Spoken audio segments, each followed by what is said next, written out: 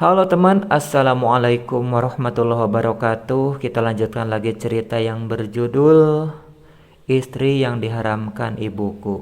Bab 7, Tes DNA.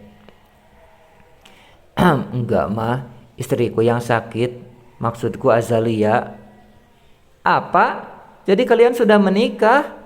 Kenapa kamu jadi anak durhaka, Jeff? Kenapa kamu tega pada mama? Suara mama meninggi di ujung telepon. Aku bahkan bisa mendengar serak tangisnya di sana. Mama kembali marah dan mematikan ponsel. Aku sudah terbiasa menerima kemarahannya sehingga ini tak begitu masalah sekarang.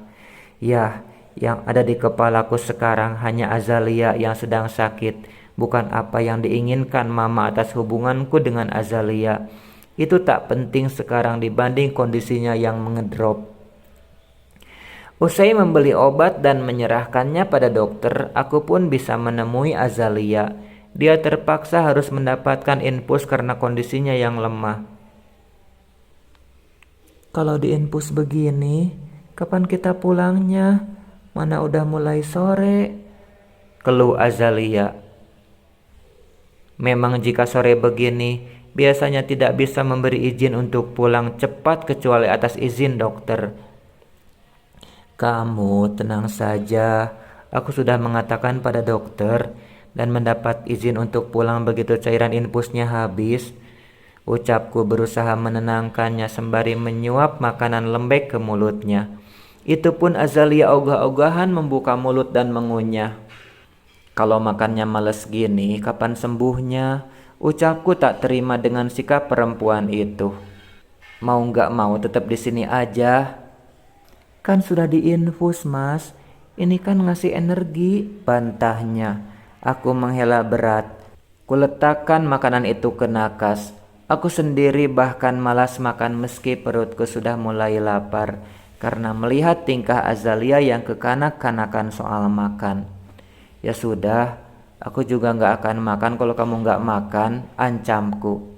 Azalia memanyunkan bibirnya yang tipis dan tampak pucat.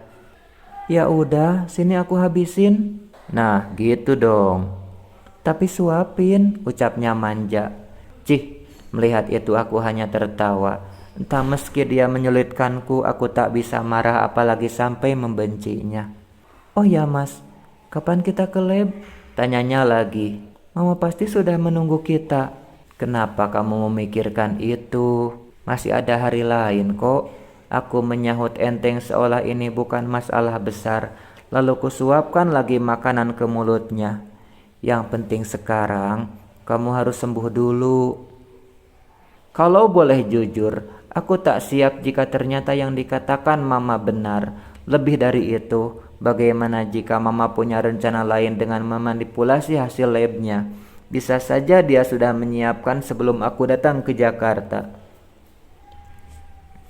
Aku akan lekas sehat, Mas, dan semua ini akan jelas dalam waktu dekat. Perempuan itu mengucap dengan penuh semangat. Kamu sangat bersemangat soal ini. Itu karena aku tak mau hidup dalam keraguan dan ketakutan. Oh ya, Mas, bagaimana kalau ternyata hasilnya cocok?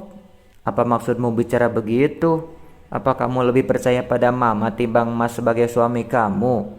Iya, tentu saja soal itu aku lebih percaya pada Mas. Lagi pula, coba kamu pikirkan. Mungkinkah Allah akan kejam pada perempuan baik dan soleha sepertimu? Tanyaku mematahkan dari sisi kelembutan istriku. Kamu perempuan yang menjaga kehormatan. Apa Mas menganggapku sebaik itu? Suara itu terdengar lemah. Ya, tentu saja kamu adalah wanita terbaik di mata Mas. Kamu orang yang sudah membuat Mas jatuh cinta dan menjatuhkan pilihan. Kali ini tak ada lagi jawaban dari Azalia, namun tangannya meraih tanganku dan menggenggam erat.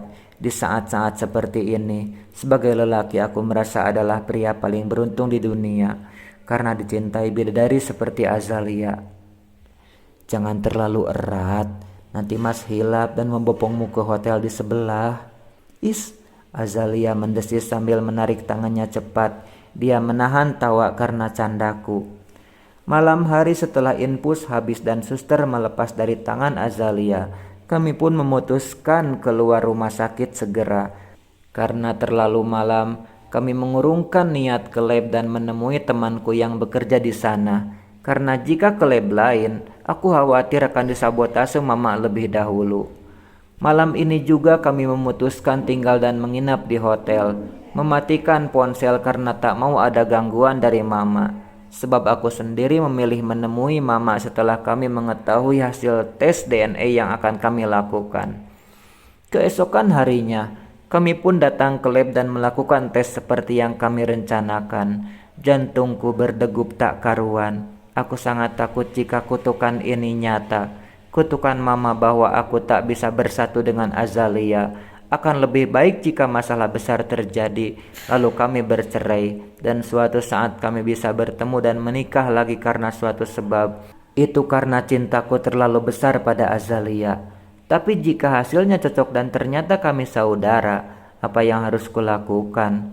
Selamanya kami tak akan pernah bisa bersatu. Aku tak yakin bisa tetap hidup tanpanya.